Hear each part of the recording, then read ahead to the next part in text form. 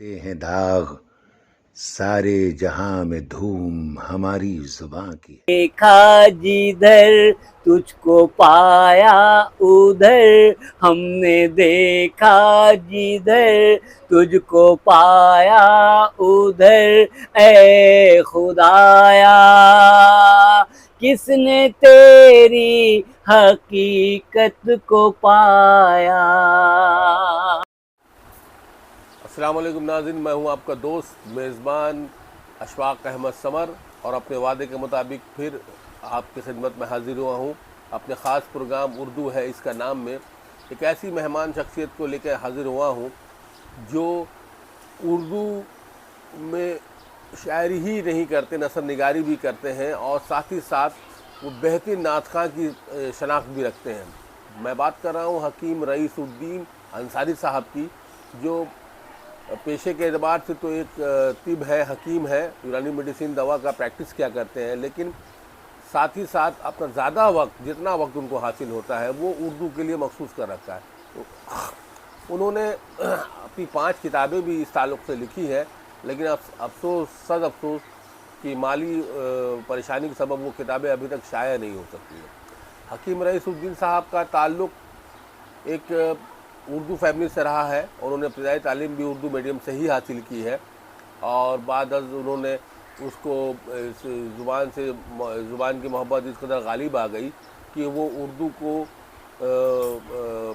مطلب کہ اس میں اس قدر رنگ گئے، رچ بس گئے کہ وہ اردو کی ہر محفل ہو، چاہے وہ نعت کی محفل ہو، قصیدہ کی محفل ہو، یا شاعری کی محفل ہو، مشاعرہ ہو، وہ ہر تمام جگہوں پہ دکھائی دیتے ہیں۔ میں بات کر رہا ہوں حکیم رئیس الدین انصاری صاحب کی۔ تو پیش ہے ان کا حمد شریف، جو آپ کو یقیناً پسند آئے گا، اور یہ پسند آئے تو میری ایک درخواست ہے کہ ایسے لوگوں کو زیادہ سے زیادہ اسپانسر کیجئے، سپورٹ کیجئے، اور اس پورے پروگرام کو تعلق کو میں یہ کہوں گا کہ آپ اپنی رائے سے ضرور ہمیں آگاہ کیجئے، ہمیں اپنے مشوروں سے ضرور نوازیے۔ میری یہ کوشش ہے کہ اردو کے ان ستاروں کو، ان سپاہیوں کو آپ کے سامنے لاؤں جو خاموشی کے ساتھ اس زبان کی بقا کے لیے، زندگی کے لیے لڑ رہے ہیں، اپنی پوری قوت استعمال کر چکے ہیں۔ ایسے لوگوں کو سامنے لانے کا مقصد صرف یہ ہے کہ آپ تمام لوگ اردو دوستوں سے، اردو کے چاہنے والوں سے، کہ وہ ان کو اس زبان کی بقا میں ہمارا ساتھ دیں، ہمارے ساتھ سانہ بشانہ ملا کر کام کریں۔ اس کے لیے اگر آپ کو کوئی مشورہ، کوئی سجھاؤ ہے تو ہمیں ضرور آگاہ کریں۔ شکریہ۔ السلام علیکم، ہمارا نام ہے حکیم رئیس احمد انصاری۔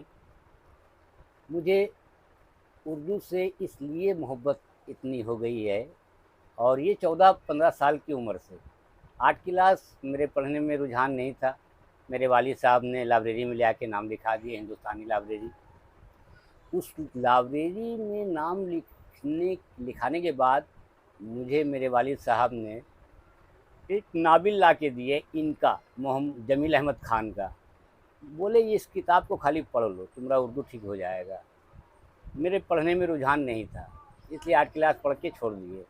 اور وہ جو ناول کا نقشہ مجھے لگا، تو میرے والد صاحب نصر اللہ انصاری، کامریڈ نصر اللہ انصاری، انہوں نے کہا تھا کہ بیٹا جو بھی اچھے الفاظ آپ کو نظر آئے اسے آپ لکھ لیا کرے ڈائری میں۔ اور یہ لکھنے کی عادت مجھے 14-15 سال کی عمر سے جو میرے والد صاحب لگائیں، اور آج تک میں لکھتا ہی جا رہا ہوں۔ یعنی دنیا کا چنندہ جتنے بھی شاعری میرے پاس میری ڈائری میں ہم نوٹ کر کے رکھے ہیں، لاکھوں کی تعداد میں۔ ایک گانا کا کتاب میں نے بنایا، 500 گانا۔ ایک لطیفہ کا میں ڈائری بنا کے رکھا ہوا ہوں، ایک شعر و شاعری کی ڈائری ہے، اور ایک نعت شریف اور غزل کی ڈائری۔ میں نے 5-6 ڈائری بنا کے رکھا ہے، مگر مالی حالات اور اردو میں وہ جذبہ اب آہستہ آہستہ مرتے چلا جا رہا۔ مجھے دکھائی دے رہی ہے کہ اردو سے لوگ دور ہوتے جا رہے ہیں، اور مجھے بڑی تکلیف ہوتی ہے۔ لوگ اردو کی طرف پڑھنا بھول گئے انٹرنیٹ کے چکر میں۔ اس لیے میں لکھتے مجھے اردو سے اتنی پیار ہو گئی کہ میں چاہتا ہوں کہ دنیا کے ہر کونے میں اردو کو بولا جائے، پڑھا جائے، سمجھا جائے، لکھا جائے۔ اس لیے میں فیس بک میں اردو کا ایک سے ایک نایاب اچھوتا پوسٹ میں ڈالتا رہتا ہوں، جس سے مجھے جوڑا تو میں لکھتے مجھے بڑا اچھا لگنے لگا، اور میں فیس بک میں اردو کی ایک سے ایک اقوال جریح، فلسفہ، حدیث، یہ سب میں بھیجتے رہتا ہوں دن بھر۔ چیمبر میں بیٹھا رہتا ہوں، میری چھوٹی سی چیمبر ہے، حکیم کی دکان ہے میرا، اور اردو مجھے سمجھ میں آ رہی ہے کہ اردو آہستہ آہستہ مرتی جا رہی ہے، اس لیے ہم سبوں کو یہ ذمہ داری اٹھانی ہوگی کہ اردو کو عام کیا جائے، پیپر پڑھا جائے، اس کو تقسیم کریں آپ کوئی بھی ذریعہ سے۔ اردو بڑی پیاری زبان ہے، اسے گھر میں بھی سمجھائیں اور پڑھیں اور بولیں۔ شکریہ، السلام علیکم۔ میں ایک حمد پیش کر رہا ہوں، مجھے غزل، نعت شریف کی بڑی شوق ہے پڑھنے کا، اور میں یہ آپ کے سامنے میں پیش کر رہا ہوں ایک حمد، توجہ چاہتا ہوں۔ چاند تاروں میں تو مرغزاروں میں تو، چاند تاروں میں تو مرغزاروں میں تو، اے خدایا کس نے تیری حقیقت کو پایا؟ چاند تاروں میں تو مرغزاروں میں تو، اے خدایا کس نے تیری حقیقت کو پایا؟ اور یہ شعر دیکھیں، تو نے پتھر میں کیڑے کو پالا، خشک مٹی سے سبزہ نکالا، تو نے پتھر میں کیڑے کو پالا، خشک مٹی سے سبزہ نکالا، سارے جگ میں کہیں تیرا ثانی نہیں، سارے جگ میں کہیں تیرا ثانی نہیں، اے خدایا کس نے تیری حقیقت کو پایا؟ یا الہی یہ کیا ماجرا ہے، قاصدوں میں بھی تیری ثنا ہے، یا الہی یہ کیا ماجرا ہے،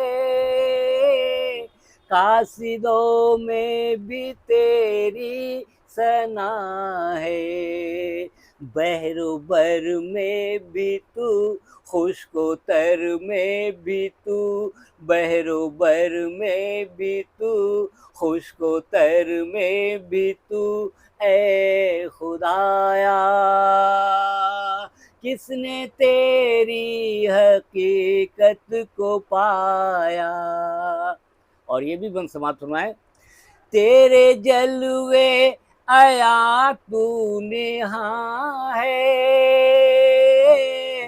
تیری ہستی کا مظہر جہاں ہے، تیرے جلوے عیاں تو نہاں ہے، تیری ہستی کا مظہر جہاں ہے، دم میں تیرا بھروں سجدہ تیرا کروں، دم میں تیرا بھروں سجدہ تیرا کروں، اے خدایا کس نے تیری حقیقت کو پایا؟ آخری بند سماعت فرمائے، ذرے ذرے میں تیری ثنا ہے، پتے پتے میں جلوہ تیرا ہے، ذرے ذرے میں تیری ثنا ہے،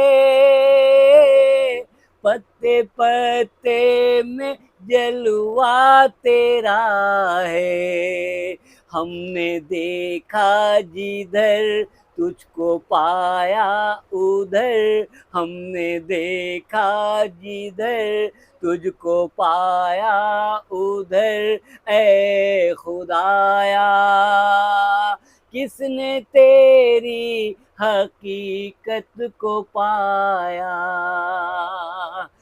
چاند تاروں میں تو مرغزاروں میں تو، اے خدایا کس نے تیری حقیقت کو پایا، کس نے تیری حقیقت کو پایا۔ السلام علیکم۔